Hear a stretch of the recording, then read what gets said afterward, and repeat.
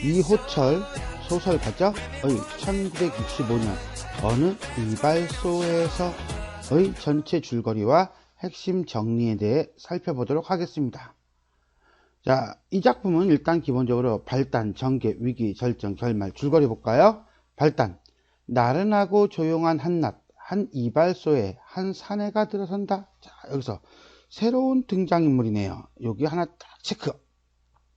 들어서자 다짜고짜 빨리 되느냐고 물은 이 사내는 강압적이고 어딘가 겁나는 일을 수행하는 사람의 분위기를 물씬 풍긴다. 그렇다고 자기 신분을 밝힌 것도 아니에요. 그냥 그렇다는 거예요. 전개. 이 사내는 이때껏 나른한 분위기였던 이발소 분위기를 일시에 술렁거리는 긴장으로 바꾸어 놓는다. 이것도 또 웃겨요. 왜?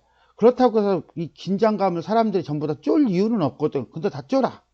병역 기피자인 박 씨는 대번에 거칠한 얼굴이 된다. 어씨, 나 잡으러 왔나? 이거겠죠?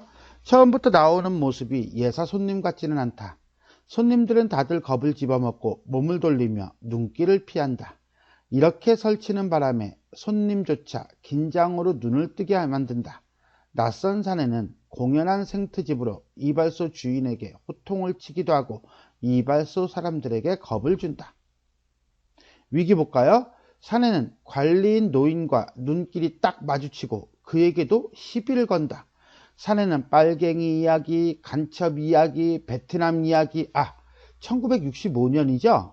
그렇다면 박정희 정권 때네. 그러니까 아마 독재 정권, 어떤 공포 분위기를 조성하던 그런 시기니까 딱 이게 시대적 배경을 드러내는 이야기들이라고 보면 돼요. 긴장된 분위기를 조성하고 손님들은 이발이 끝나기가 무섭게 이발소를 도망치듯 나간다. 이런 분위기는 빠릿빠릿한 청년이 하나 더 들어오자 더욱 고조된다. 갈수록 태산이죠. 절정. 마침 이런 자리에 교통순경이 들어선다. 교통순경은 청년과 눈길을 마주쳐 고압적인 억양의 트집에 망신을 당한다. 순경도 망신을 당해. 푸르딩딩한 자세로 슬그머니 교통순경이 나가자 이발소와는 잠시 정적에 빠진다. 결말. 어느새 나갔던 젊은이가 사복 차림의 경찰을 데려와 두 사내는 불신 검문을 당한다. 그러나 그는 관명사칭도 하지 않았고 자기는 공무원이란 얘기를 안 해. 그렇다고 해서 월권을 한 것도 없어. 그래서 곧 석방이 된다. 뭐야? 아무것도 아니잖아. 아무것도 아닌데 괜히 겁먹은 거잖아요. 내용이 좀 허망하기는 해요. 자, 전체 정리해봅시다. 단편소설이고요. 풍자적이에요. 1965년 어느 이발소에서 서민들의 일상적인 삶에 투영된 그렇죠. 권력의 존재, 양상에 대해서 얘기하고 있습니다. 그 중에서도 우리는 1965년이라고 하는 이 배경에 대해서는 잠깐 살펴볼 필요가 있습니다. 자, 1965년. 자, 5.16 군사정변 이후 당대 사회를 지배하는 억압적이고 폭력적인 시대상을 반영하는 시대이다. 군사정권 하에서의 점퍼차림의 형사, 경찰 등은 모두가 소시민들에게 위협적인 존재였다는 것을 상징적으로 보여준다. 이발소, 소시민들의 일상적 공간으로 평범한 공간이다. 그런데 낯선 청년 둘이 들어옴으로써 여기서 권력의 횡포가 드러나고 이것을 비판하는 공간이 된다. 권력에 대한 두려움과 권력에 쉽게 복종하는 소시민의 모습을 드러내는 공간으로 소시민들의 비굴함을 비판하고 있다. 누가? 작가가. 자, 특징 보겠습니다. 인물의 외양 묘사가 두드러지며 서술자의 비판적 시각이 보이고 있다. 자, 사내의 외양 묘사를 볼까요? 검초록색 잠바에 통이 좁은 깜장색 바지 차림에 서른 남짓되어 보이는 사내였다. 짧게 깎은 앞머리, 마치 깍두기 머리죠. 가지런히 일어서 있고 손에는 오리 굵은 깜장 모자를 들었다.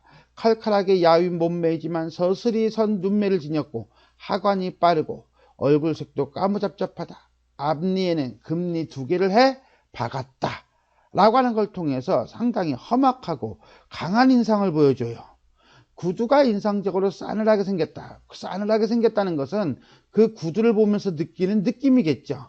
구두방에 진영되어 있는 구두는 구두에 불과하지만 사람이 발에 신기면 그 구두도 주인의 위인과 더불어 주인을 닮아가게 마련이다. 끝이 뾰족하고 반들반들 윤기를 내고 있다라는 외양묘사예요. 그러면 다른 사람들은 어떠냐 그랬더니 해프고 사근사근하고 무르고 그 다음에 병역 기피자인 박씨라고 하는 거 보니까 되게 나약하고 여린 성격인가요? 그 다음에 손님 두엇이 거울 속에서 힐끗 쳐다보았다. 급하게 외면하였다. 라고 하는 거 보니까 소극적이고 소심한 성격이네요. 민씨와 김씨도 구석쪽 빈 이발 의자에 앉아 묵은 신문을 보다가 엉거주춤 몸체만 돌렸다는 것은 외면하는 모습이죠. 면도하는 소년 둘은 할 일 없이 멍청이 서 있기가 겁이 나서 빠릿빠릿해 보이도록 눈에 힘을 주고 윗입술로 아랫입술을 힘주어 앙다물고 있었다는 것은 어떤 의지를 보여주는 것이 아니라 겁먹은 표정이라고 봐야 되는 거예요. 그럼 이러한 인물들의 모습을 우리가 정리를 해본다면 청년들과 이발소 안에 있는 사람들이 대립되고 있어요. 일단 청년들은요, 검정계통의 옷차림에 예사롭지 않은 외모, 억압적인 어투, 군대, 빨갱이, 사회기강, 간첩 등을 언급하면서 윽박을 지르는 반면 이발소 한 사람들은 위압적인 태도에 상대방의 정체를 확인하지 않고 무조건 굽신거린다. 즉 성격이 반대네요. 그걸 통해서 청년들은 부당한 권력을 상징한다면 이발소와는 나약한 소시민을 상징하고 있다. 따라서 1965년 이발소 안이라는 배경은 1960년대 어수선한 사회상을 풍자하고 있다라고 볼 수가 있겠습니다. 다음으로 언론에 대한 부정적인 태도가 보이기도 한다. 자, 작품에 나타나는 언론의 모습을 보겠습니다.